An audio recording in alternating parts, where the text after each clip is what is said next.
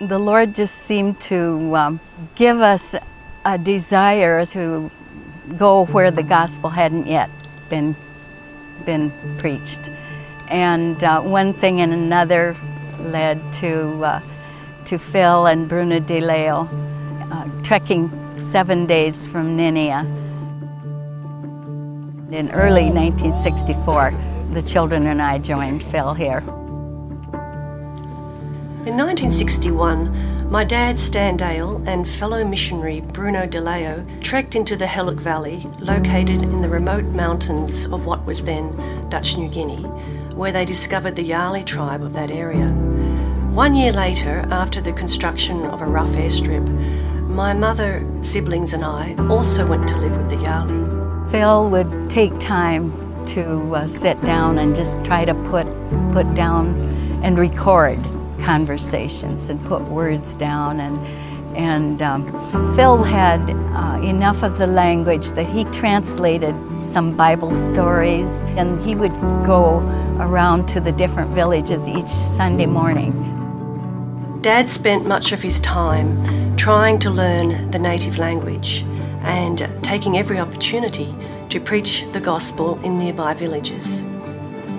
After many years, he eventually managed to complete a draft of Mark's Gospel into the Yali language. My mother was a nurse and a midwife and used her skills to bring medical help to the people. She had a particular burden for the women who had very difficult lives. When my dad first came into the Heluc Valley, he wrote the following in his journal. "As I came down the range on the last day of my trek, the morning mist lifted, and I could see the Heluc Valley spread out beneath me.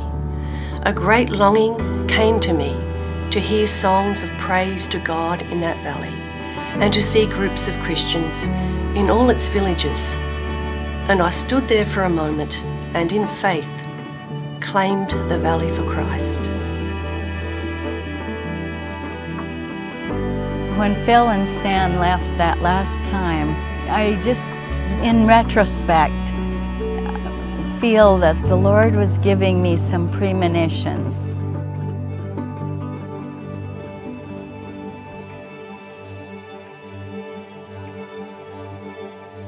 Stan was shot first, and there were many arrows. People were afraid that they couldn't kill Stan, so they shot about 100 arrows in his body. And Phil looked back, and he said to them, as I've heard the story repeated, "You've killed my older brother." And I've heard later too that he was praying, and then they shot and killed him.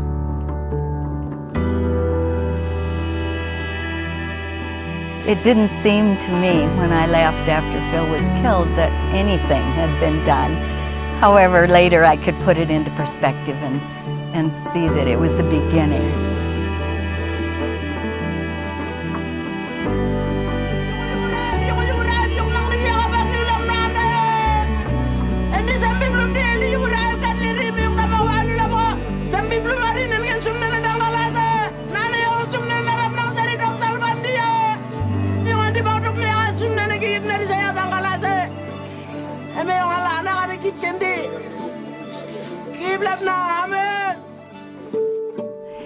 It's just been so overwhelming emotionally, just to hear the people express again and again their love for and remembrance of Phil, and just seeing their enthusiasm for having the Word of God now in printed words, and that they have a hunger for it. It was just overwhelming. It was hard to accept that Phil was really gone and that the Lord had allowed it.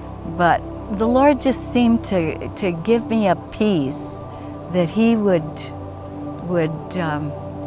be there with me. And later He showed me that He promises to be a husband to the widow and a father to the fatherless. We got to see God's plan unfold as a primitive tribe came to understand the true meaning of love.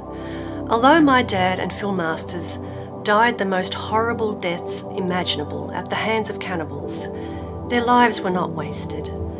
In fact, they gave their lives in the greatest possible love for the ultimate good of many and proved that whatever God allows, He will use.